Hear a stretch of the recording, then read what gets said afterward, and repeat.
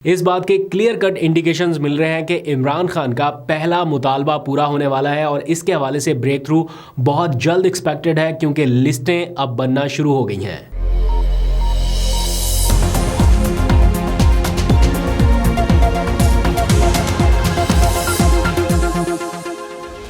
बिस्मिल्लाहिर्रहमानिर्रहीम, अस्सलाम वालेकुम। पाकिस्तान और दुनिया भर में देखने और सुनने वालों को अब्दुल कादिर का सलाम।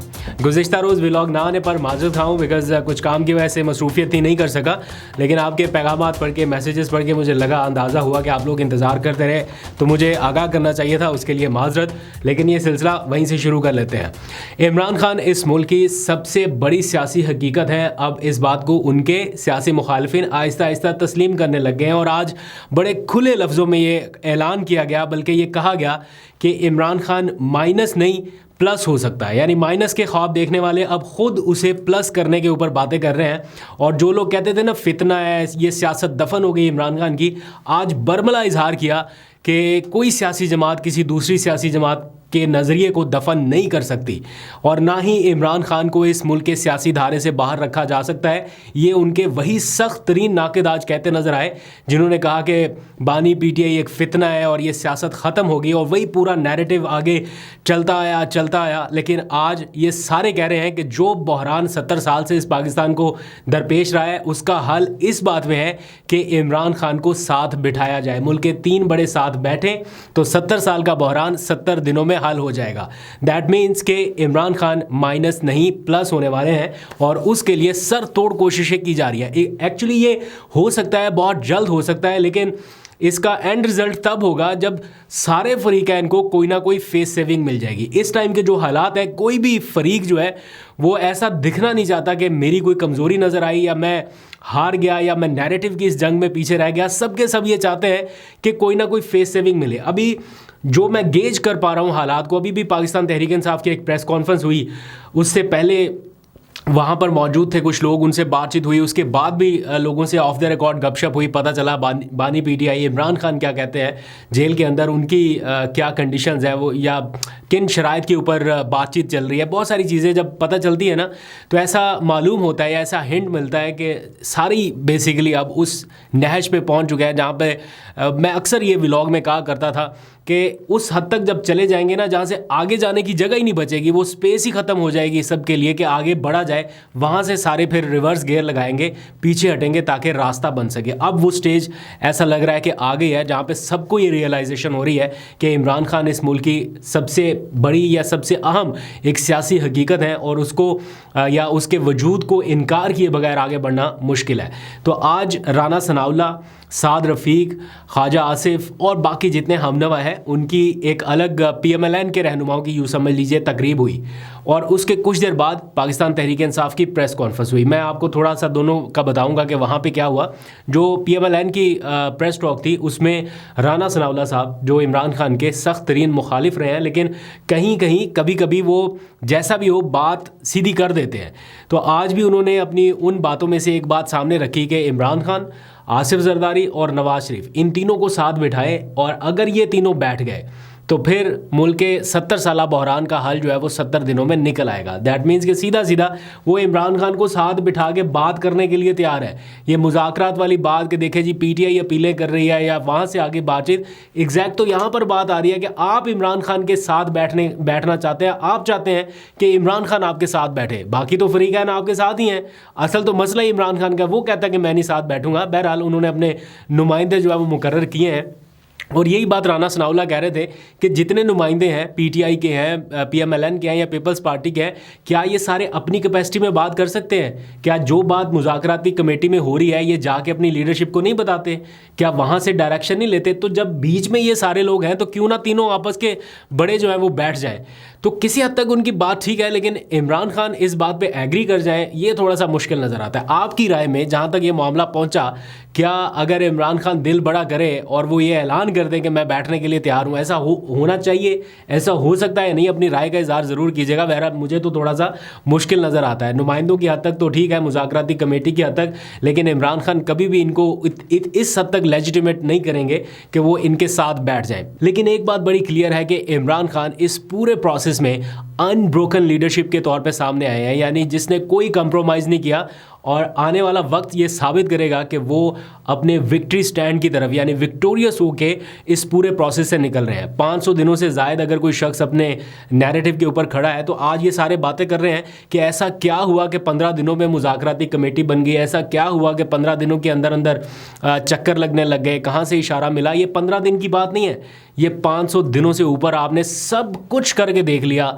एक शख्स को तोड़ने की खातिर हर चीज़ करके देख ली, पूरा नैरेटिव बना के देख लिया, लेकिन एट द एंड अब आप ये तस्लीम कर रहे हैं कि इमरान खान को साथ बिठाना पड़ेगा, वो माइनस नहीं हो सकता।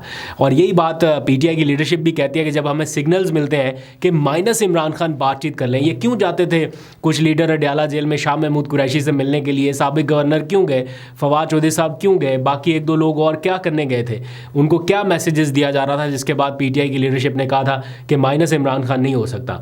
और फिर मुश्किल वक्त में बहुत सारे लोग स्टैंड कर गए। तो ये इस वक्त की पूरी कहानी है। कभी लार्जर पिक्चर आपके सामने आएगी तो आपको आइडिया होगा।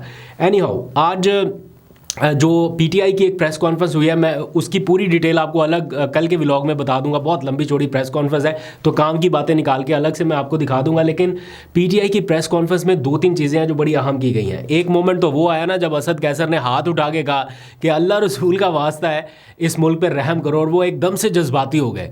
तो उनकी जो गुफ्तगू थी वो भी बड़ी इंपॉर्टेंट थी, ख़ास तौर पर पाकिस्तान और अफगानिस्तान के तनाजुर में। और चूँकि वो ख़ुद साबिक स्पीकर के तौर पर बहुत सारी चीज़ों को विटनेस कर चुके हैं कि तालिबान के साथ मामलात में उस वक्त की लीडरशिप का क्या किरदार था, तो आज उन्होंने खुल के बातें की। वो खैर मैं डिटेल आपको बाद में सुनाऊंगा, क्लिपिंग्स रख देता हूं यहाँ पे ताकि आप साथ साथ सुनते रहें।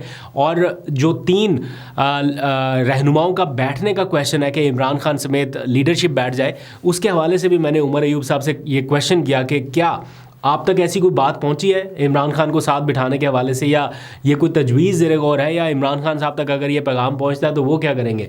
तो उन्होंने भी इसका जवाब दिया। लेकिन उससे भी पहले शिबली फराज का स्टेटमेंट सुनना बड़ा अहम है। ये तीनों स्टेटमेंट इन लाइन में आपको सुना देता हूँ। शिबली फराज साहब ने जो बात किया वो बड़ी इंपॉर्टेंट है। उन्होंने आज क्लियर किया है, बल्कि पहले भी कर चुके हैं, आज दोबारा से उन्होंने जवाबी प्रेस कॉन्फ्रेंस में ये क्लियर किया है कि इमरान खान अपने लिए कुछ नहीं मांग रहे, वो कोई स्पेस अपनी ज़ात की हद तक नहीं मांग रहे। और ये भी क्लियर किया गया कि वो किसी ऐसी अरेंजमेंट का हिस्सा नहीं बनेंगे जिसमें ये तासुर मिले कि वो सिर्फ अपनी ज़ात को फ़ायदा पहुंचाने के लिए ये मुज़ाकरात कर रहे थे। इस टाइम इमरान खान की जो प्रायोरिटी है वो अपनी ज़ात नहीं है, वो बाकी सारे सियासी कैदी हैं जिनको इस वक्त गिरफ़्तार किया गया है। और मैं आपको एक ब्रेकिंग न्यूज़ ये भी बता दूं कि हुकूमत ने इस बारे में सोच विचार शुरू कर दिया है। कोई तकरीबन 500 के करीब कैदी ऐसे हैं जिनकी फ़ौरी रिहाई के लिए हुकूमत आमादगी ज़ाहिर करने वाली है। कुछ दिनों में आपको पता चलेगा, क्योंकि मैं डॉक्टर तारिक फजल चौधरी साहब का एक बयान सुन रहा था टीवी चैनल पर, जिसमें उन्होंने ये कहा कि प्राइम मिनिस्टर ने लिस्टें मांगी हैं हमसे कि कौन कौन से ऐसे कैदी हैं जिनकी फुटेजेस में तो कोई ऐसी मतलब अपीयरेंस नहीं है, या वो बहुत हार्ड कोर किस्म की एक्टिविटी करते नज़र नहीं आ रहे, सिर्फ शक और शुबे की बुनियाद पर गिरफ्तार हैं, तो उनको इनिशियली रिहा किया जाए। दैट मीन्स कि हुकूमत इब्तदाई तौर पर 500 के करीब कैदियों को रिहा करने का इरादा रखती है और उनकी लिस्टें अभी मांगी जा चुकी है। ये बात मैं नहीं कह रहा, हुकूमत के खुद रहनुमा तारिक फजल चौधरी ने वज़ीर आज़म से होने वाली मुलाकात का अहवाल बताते हुए कहा कि हमें बुलाया गया था वज़ीर आज़म हाउस और हमसे लिस्टें मांगी गई हैं कि कौन से 500 कैदी। दैट मीन्स कि इमरान खान का जो पहला मुतालबा है वो शायद पूरा होने वाला है और बहुत जल्द आप इसको पूरा होते देखेंगे, क्योंकि लिस्टें बनना शुरू हो चुकी हैं। दैट मीन्स कि आने वाले दिनों में आपको कोई ना कोई ब्रेक थ्रू इस हवाले से होता हुआ नज़र आएगा। शिबली फराज ने इस हवाले से क्या कहा, ज़रा उनका एक लम्हे के लिए ये क्लिप सुनिए, वापस आइए, फिर उमर अयूब और असद कैसर के 2 क्लिप्स मैंने आपके सामने रखने हैं। इस किस्म का तासुर हम बिल्कुल रद्द करना चाहते हैं कि ये कोई ऐसी नेगोशिएशन हो रही है जिसमें कि बानी चेयरमैन इमरान खान वो अपने लिए कोई गुंजाइश ढूंढ रहे हैं। ऐसा बिल्कुल नहीं है। उन्होंने वाशगार अल्फाज में कहा है, कल परसों ही कहा है कि वो किसी भी ऐसी अरेंजमेंट का हिस्सा नहीं बनेंगे जिसमें कि ये तासुर मिले कि वो ये सब कुछ अपने लिए कर रहे हैं। वो पाकिस्तान के अवाम के लिए जेल के अंदर हैं और उन्होंने जो एक उसूली मौक़िफ़ अपनाया हुआ है वो उस पर वो कायम है, और जो भी मज़ाकरात होंगे वो उसी के तनाजुर में होंगे। और उनकी जो पहली और दूसरी जो कि उन्होंने अपनी शराइत रखी हैं इस मज़ाकराती टीम के लिए, वो यही हैं कि तमाम सियासी कैदियों को रिहा किया जाए। अपनी जंग वो लड़ रहे हैं, 500 दिन से ज़्यादा का टाइम गुज़र गया है और अल्हम्दुलिल्लाह वो अपनी पोजीशन पे कायम और बड़ी इस्तिकामत के साथ खड़े हैं। अब आ जाइए उमर अयूब के उस क्लिप की तरफ, जब मैंने उनसे ये क्वेश्चन किया कि मुल्क के 3 बड़ों के बैठने की आपस में बातचीत की जा रही है, हुकूमती कैंप से ये तजवीज़ आई है, क्या ऐसी कोई तजवीज़ अडयाला जेल तक पहुंची है?